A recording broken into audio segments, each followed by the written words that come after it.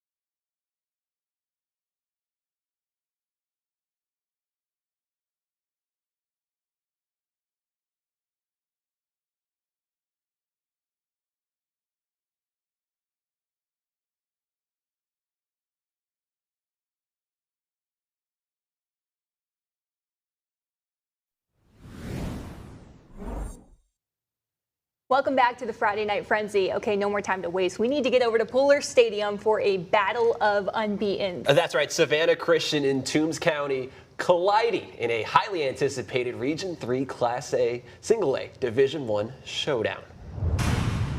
Bulldogs rumbling into Pooler Stadium 7-0, facing an 8-0 Raiders squad in front of a packed house. First quarter all about defense. Toombs County going for it on 4th down, yet the 5-star Stonewall Elijah Griffin comes up with a huge tackle, turnover on downs. Ensuing Raiders possession, handoff to Zoe Smalls on 4th down. There's nowhere for him to go. Big play by the Bulldogs, scoreless after 1. To the second, Stanley, the Georgia State commit, hits Gavin Fletcher in stride. Nobody is going to catch him. Touchdown, Toombs County to begin the scoring. Less than 4 minutes left in the half. Raiders have an answer, and he goes by the name Zoe the Show Smalls. 50 yards to the crib as he played through an injury in this one. And they went into the locker room tied at 7. Third quarter, Bulldogs going for the lead. Field goal's up, and it's wide of the upright. Still 7-7. Let's go to the 4th now. Freshman QB Devin Treywick in the game. Beautiful ball to Weston Hughes. He marches into the end zone. Raiders take their first lead of the game with 5 minutes left. One final shot here, a minute to go for Toombs after they forced a fumble, need a score. Yet Stanley makes his only mistake of the game. Kendry Walls comes up with a huge interception. Raiders kneel it out. Savannah Christian wins 14-7. They are region champions. Here's Coach Baker Woodward after the win. Devin Treywick comes in and throws a strike to Weston Hughes to win the game.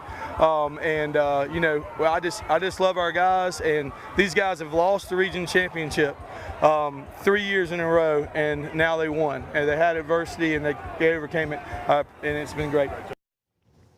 Wow, congratulations to the Raiders. To Springfield for a Region 1 Class 5A clash. Effingham County Rebels looking to close out the regular season on a 3-game win streak, hosting the Statesboro Blue Devils. Rebels striking first. How about quarterback Tucker Perkins firing that rocket to Lamar Roberts in stride. Touchdown, Effingham County. Statesboro going to answer right back with a rocket of their own. Beckham Gerard showing off the arm. Finds Keon Childers, who falls inside the red zone. And that would be the duo again to finish off the drive with a touchdown. But it was Effingham County coming out on top in this one, 28-6, the final. Defending Class Skiza 2A state champion Bethesda with a chance to lock up a home playoff game Friday night. Blazers first have to get past St. John's Christian, where Rick Snow is there at Daffin Park with the highlights. Amy, Pat, the scenario is very simple. The Blazers and the Cavaliers are tied for second place in the region, and a Blazers win would give them a home game, which would mean they would be able to christen their brand new on-campus football stadium in style next week.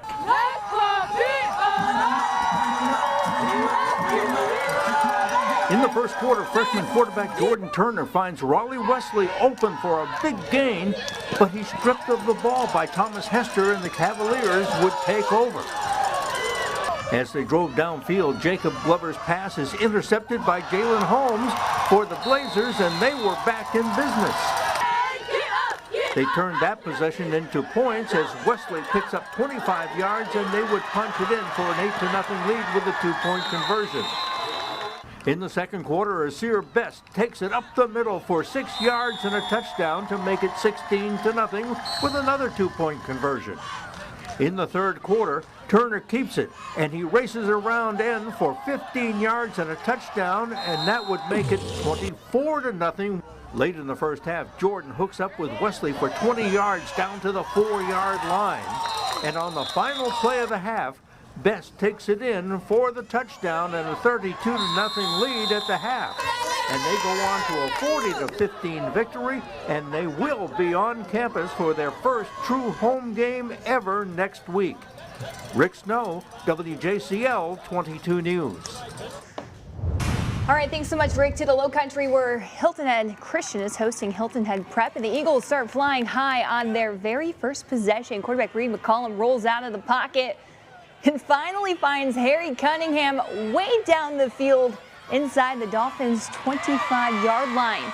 And yeah, it didn't take long for Hilton Head Christian to find the end zone. A few plays later, McCollum finds Ian Perry, and he takes it for the touchdown. The Eagles led 7-0. Then they go to work on their next possession. McCollum having a night. This time airs it out. Gonna hit Sam Strum over the middle, takes it all the way down to the 1-yard line. Then they give offensive lineman the bone. Take a look at this. Jack Guarsko finds the end zone for the touchdown, 14-0 Hilton Head Christian. Eagles soar to the 43-3 win. Sticking with some SL action over at Buford High, the Eagles welcoming Hilton Head Island Seahawks, an important Region 6 4A meeting. Buford with the ball, handoff to Elias Johnson. That's a 20-yard run, their biggest play of the half. Yet here comes Hilton Head Island. Troy Timko takes it 15 yards to the promised land. 7-0 Seahawks. Less than a minute to play in the half. Trying to tack on another. How about Adair Ranazuski hits Carson Haynes on a 49-yard rocket. What a catch by the young man. Staying in the red zone shortly after. Thaddeus Sarnacki gets into the end zone on a 6-yard run. 14-0 Seahawks at that point. Final in this one, 29-11 in favor of Hilton Head Island. Time for our Carolina Clash game of the week. Like Georgia, tonight was also supposed to be the end of the regular season in the South Carolina Low Country. However, thanks to a pair of hurricanes, some teams will use next week to make up games that were postponed. That's right, including the Bluffton Bobcats, who still have to play their rivalry game with Hilton Head High tonight. However, they first had to deal with May River in a key region matchup. Our Dave Williams has the highlights. Amy, Pat, here at the tank, there is plenty of excitement as host May River is wrapping up its regular season. They're looking to finish the region slate at 4-1 and be in pretty good position for a home playoff game. However, the visiting Bluffton Bobcats, well, they may have a little something to say about that because they still have another game remaining after this one. And the Sharks would definitely have their hands full in this one. They trailed 14-7 late in the first half when May River gets into some more trouble after Bluffton recovers the muffed punt. Then Aiden McCarthy hits Roman Benjamin over the middle. He takes a vicious hit but hangs on to it at the Sharks' 1-yard line. However, they would get nothing out of it after May River blocks the field goal at the halftime buzzer, keeping it 14-7 Bluffton. The Sharks, though, get things going on their opening second half possession. Andrew Johnson taking the pitch and finding the payoff pasture, and we're tied at 14 apiece. But the seesaw battle would continue the next time Bluffton got their hands on the ball. They go back on top as Aiden McCarthy with a touchdown strike to Nate Ulmer, and the Bobcats had the lead 21-14. And Bluffton hangs on for the 24-21 win, setting up a huge showdown with Hilton Head next week. In Bluffton, Dave Williams, WJCL 22 News. Thanks, Dave. Returning to GHSA action at Savannah High. Two teams looking to close out the regular season on a high note. The Windsor Forest Knights and the Groves Rebels. Second quarter, Knights up 14-8. Handoff to running back Rashawn Moore. Shakes off multiple defenders. Take a look at this. Fights his way for the big gain. Same drive. This time, quarterback Trenton Tukes rolls out. Tosses up a dime to wide receiver Jared Dorsey with a man on. Yeah, he says no problem. 2-point conversion makes it 22-8 Windsor Forest. Under 2 minutes before the half, Knights defense not giving Groves any breathing room, forces the fumble. Juan Phillips scoops it up, takes it to the house. Failed 2-point conversion, 28-8 Windsor Forest. But okay, second half, way different story. Groves puts up a fight, but it was Windsor Forest hanging on to win 43-38. Brunswick made the trip over to South Effingham to take on the Mustangs. First possession of the ball game as they make their way in. It'll be a handoff to the running back, Jamarius Towns, and he knows what to do with it. That's an early 8-0 lead for Brunswick. But the Mustangs ride right down the field with no issue. Corbin McGuire takes his own snap and plows into the end zone with a little bit of help from his fellow Mustangs. We have some fireworks early in this one. The Pirates offense, just relentless. This time it's Josiah Gibson carrying.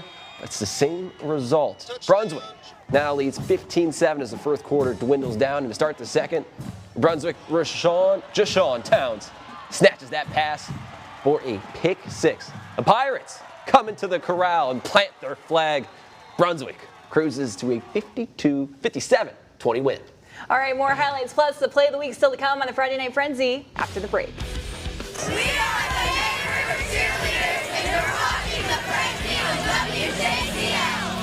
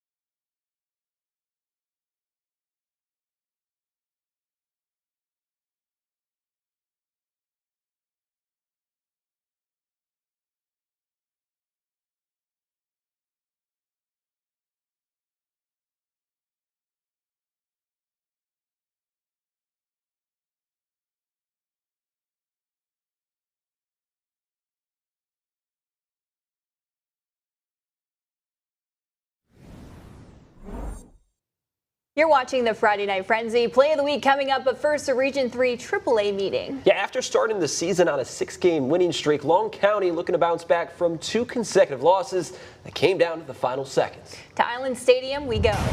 Island Sharks still in the hunt for win number 1 of the season. Defense comes out ready to play against the Blue Tide, scoreless with 6 minutes left in the first quarter.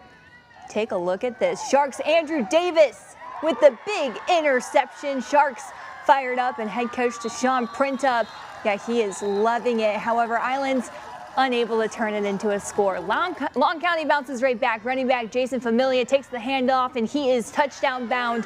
7-0 Blue Tide. All Long County in this one, 55-0, the final. Play my music. Time for the Friday Night Frenzy Play of the Week. It's the game-winning score from Devin Draywick to Weston Hughes for a region championship. The freshman coming up clutch when his team needed it the most.